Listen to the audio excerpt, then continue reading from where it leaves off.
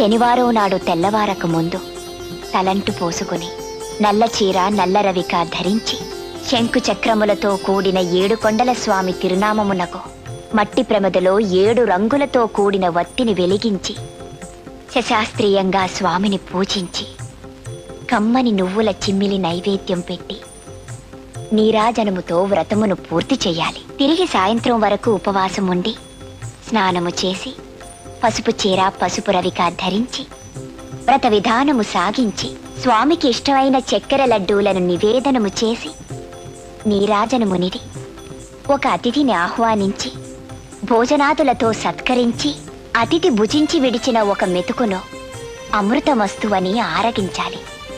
అప్పటికి ఆనాటి శనివార వ్రతం పూర్తవుతుంది.